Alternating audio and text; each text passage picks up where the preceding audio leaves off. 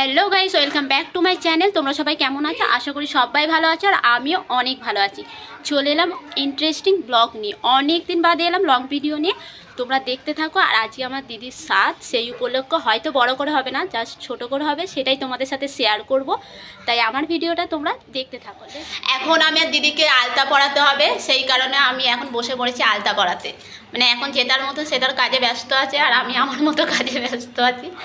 তো দেন এই যে দিদির পায়ে এখন আলতা পরাতে হবে, আর আলতা পরিয়ে তোমাদের সাথে দেন এদিকে আমার আলতা পরানো কমপ্লিট হয়ে গেছে। হয়ে যেতে মেজে মামি এসে ওকে একটা রিচুয়ালস কমপ্লিট করানোর জন্য এদিকে এক ঘটি জল দিয়ে দিয়েছে, বলেছে তুলসী মন্দিরে ঢালতে।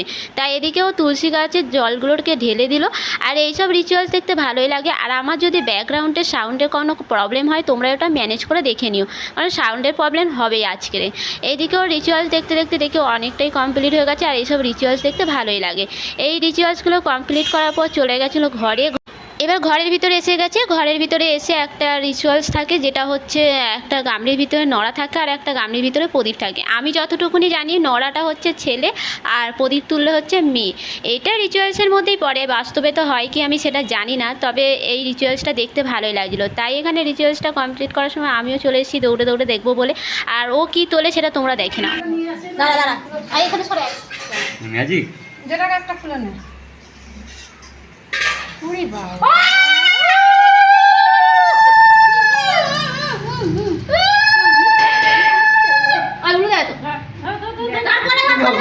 কোলে ধরো। গেঞ্জিতে ধরে নে, গেঞ্জিতে ধরে নে।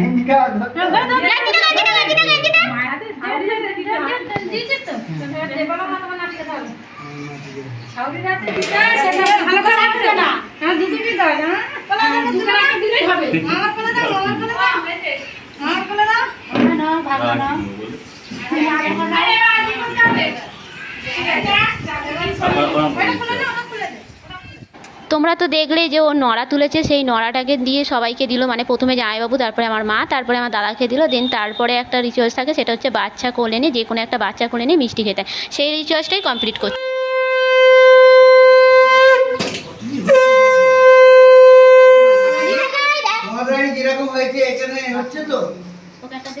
মিঠাই কেউ দিতে নেই নাকি?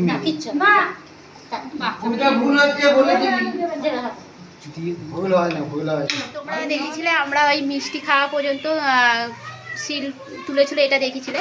তো এখন আমরা ডেকোরেশন করব, সেইটা তোমাদের সাথে শেয়ার করব। সকালবেলা ডেকোরেশনটা করা হয়নি যেহেতু সময়ের কারণে।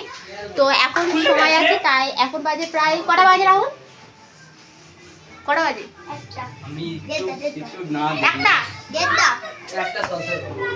একটা 17 বাজে। তা আমরা এখন ডেকোরেশন করে নিই আর তোমরা সেটা দেখতে থাকো আর এনজয় করো।